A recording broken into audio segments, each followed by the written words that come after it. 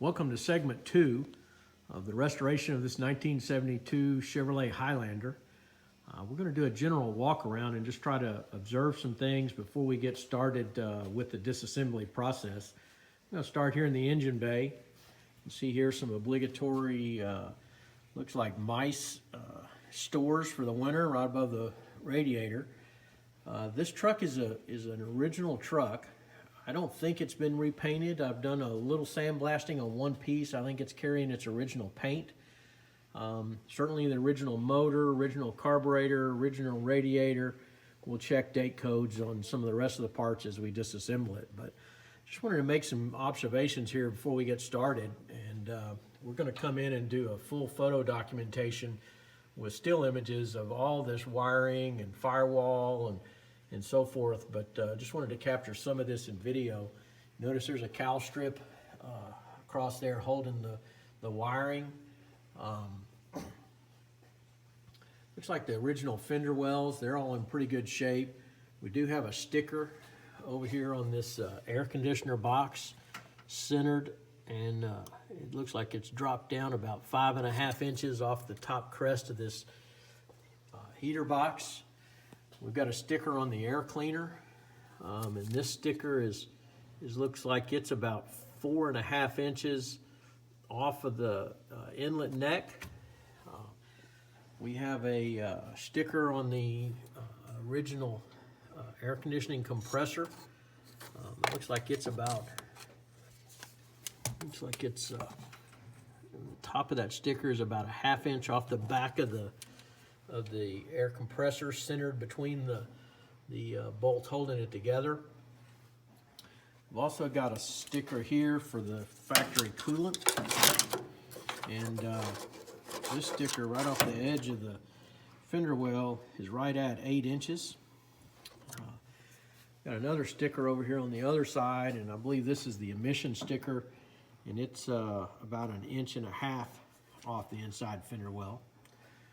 We've got the air conditioning condenser, and we've got also what I imagine is an oil cooler. We actually got 2 of them. Got another heavy duty one on this side. Not exactly sure what those are, but got the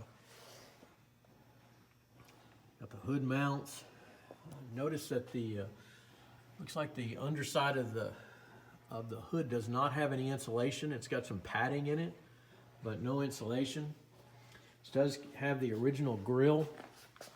I think it's got a couple of extra screw holes here in the grill, but we'll probably be replacing this. We can find another one that's in a little better shape. This one has a crack right here in the front of the grill. It can be repaired, but it's in pretty bad shape.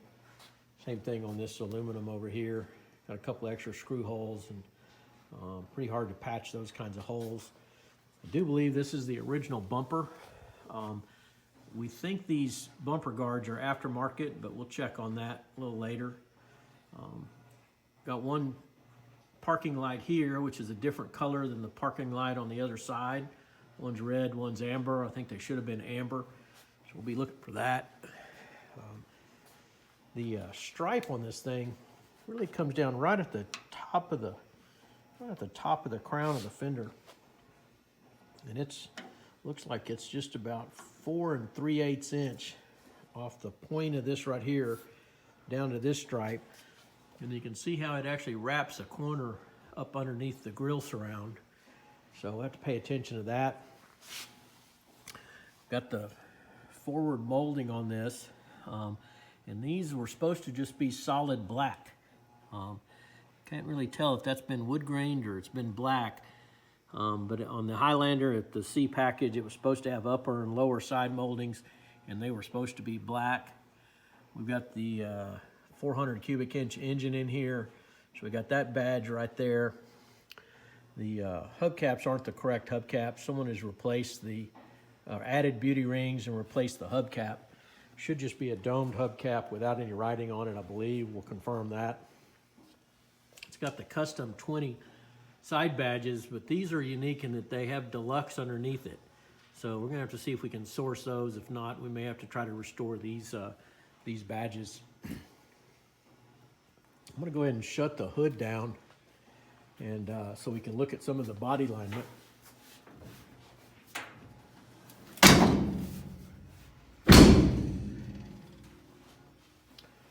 You know, the hood, that line is a pretty nice line along the hood there. The rubber alignment bumpers are gone. It's right at a 1/4 of an inch gap, and it looks pretty straight across the front. It's a little tight over here. You see it drops down to about 1/8 of an inch, and it's a little fat back up here. So the hood's is shifted a little bit. It's got a little bit of a crack, pretty even across the top. It is interesting that the hood is raised up slightly. So if you look here off the top of the cowl, looks like it's raised up about a good solid 3/8 of an inch. It's also kind of interesting that this right here looks really tight on this window pillar. They didn't probably have as good a fit and finish as you would like on that, but the rest of these lines all look pretty good. They're pretty consistent. With this right here, pretty consistent down the door, and pretty consistent up the window and around and back down. So all of that actually looks pretty good. This does have a rear door trim, and I think that was a feature of the Highlander package. We don't think these are the right mirrors, and there's some extra mounting holes, you know, in several places on this door, so those have probably been replaced. So we'll get that put back to the original proper mirrors. Open up this door. Just going to lift this door and see. Yeah, this door, the hinges, upper hinge has got a little flex in it. Probably have to go ahead and put some new bushings in that when we get that back.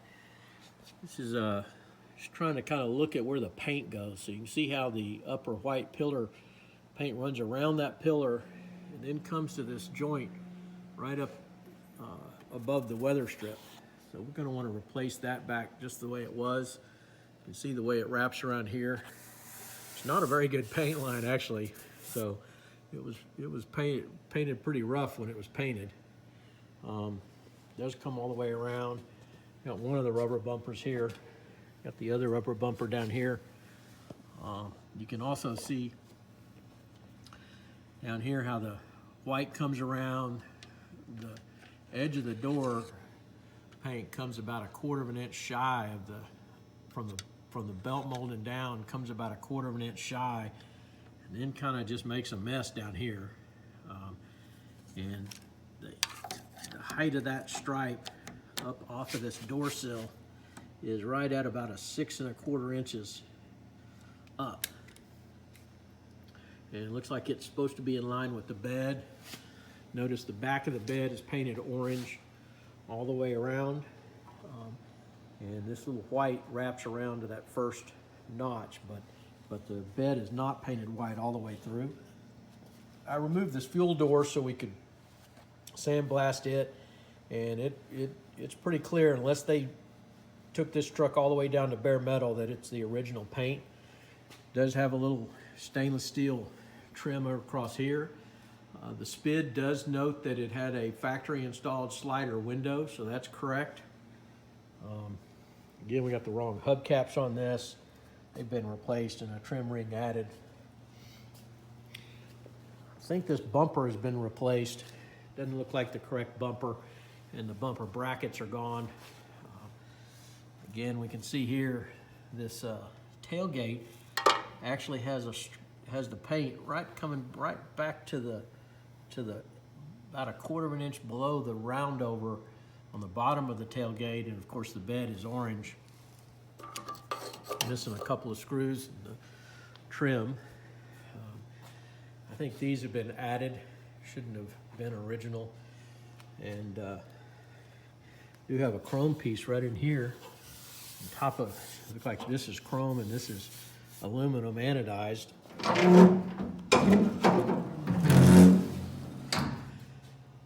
Like one of the bumpers is present, the other bumper's missing. Again, if you look here at the where the white goes, this is pretty much painted orange, and the white wraps around and stops just underneath the aluminum here. It's got a little bit of white underneath it. bed's all painted orange. It has wood strips, wood bed. There's 8 mounting bolts, it looks like, holding the bed down. It's like all the strips were painted orange and painted bolts. Probably want to put them back that way. Hinges are all good. All looks pretty solid.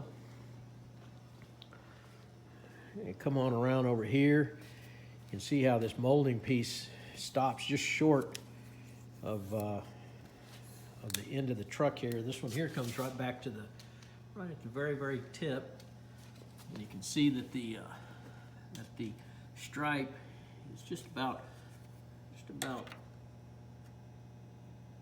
probably a ½ inch above the bottom of this piece of aluminum.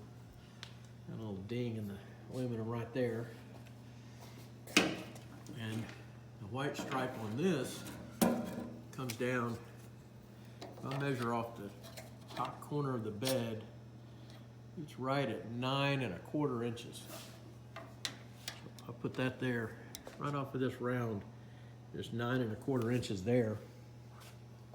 And it's relatively straight if you look down the side. It's got a little hump. Looks like this upper molding is just a tad bit high on the door. I suspect the door might be sagging a bit. Looks like the white wraps the corner, so the inside of the fender well is painted white and orange below. Same thing over here. Orange wraps and the white wraps around the bed. Fuel door's got stainless screws on it.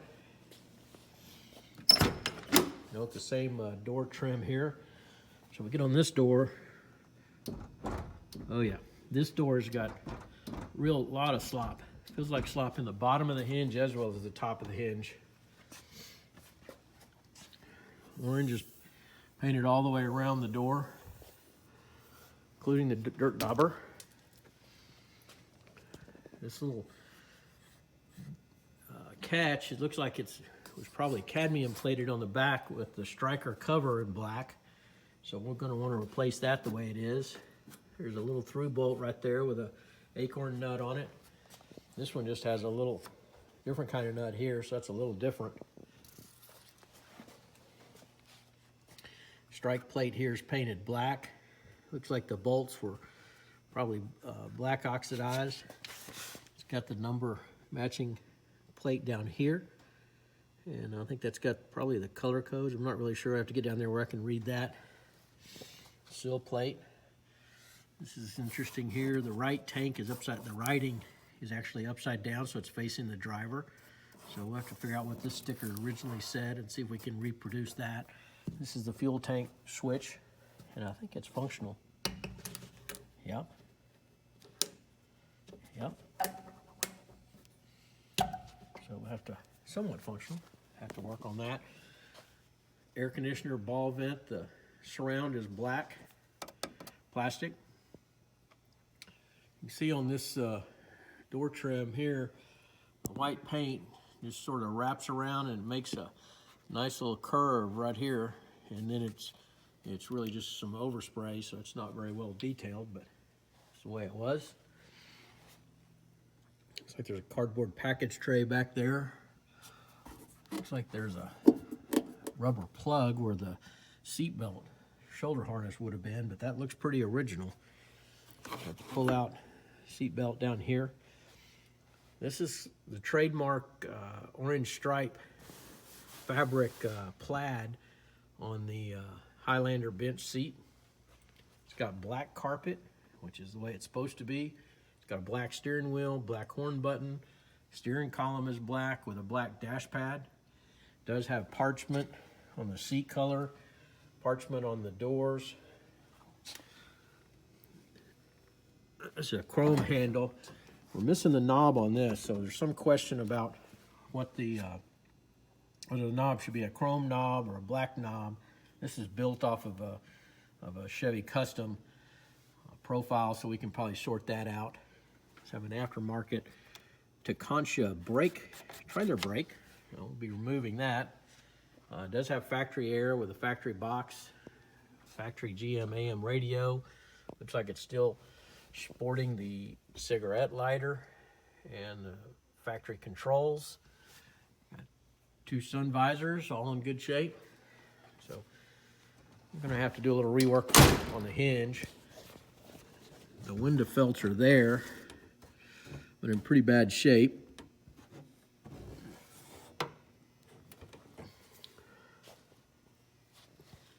Yeah, this door, probably because of the sag, is really in pretty much out of alignment. You see this is really tight here. Gap slips over a little bigger, so that's probably about the correct gap. This is not the same as it is on the other side. It's real tight right here. It's looser on this. This could just be alignment. I may have to do a little work on that. Looks like this door here is actually rubbing right there when you open it. Yeah. You can actually hear it rubbing. Rocker panel is out, so we'll have to replace this rocker panel.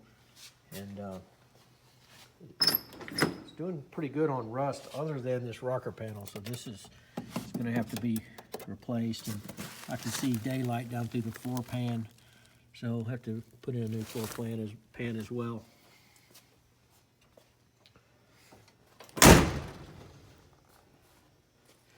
Yeah, I'm not really sure whether this is the fender mounting or the door mounting, or maybe a little bit of both.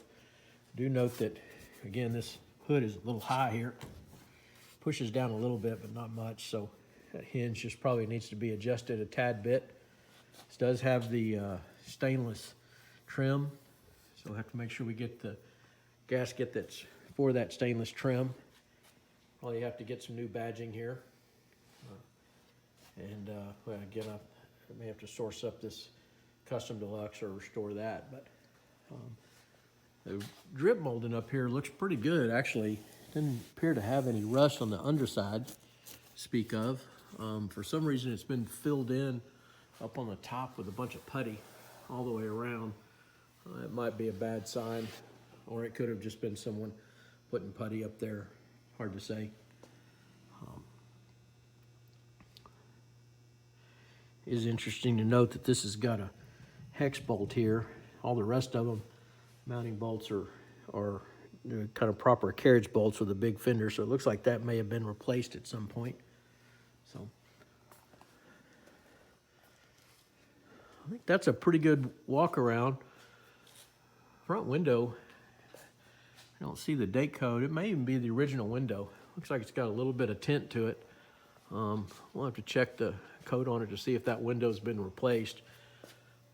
I don't see the markings on it. It looks like the little vent windows, probably original window glass, and you can see the blasting mark here on the side glass too. So it looks like that's probably the original window glass on that. So that's a general walk around. We're gonna take a lot of photos, document where all these parts are. We'll try to document the finishes on lots of these nuts and bolts, and then we'll bag it all up. So that's the walk around. Hope you learned something. Stay tuned for the next segment. Download the Resto-Rat app today to begin managing, tracking, and documenting your restoration project.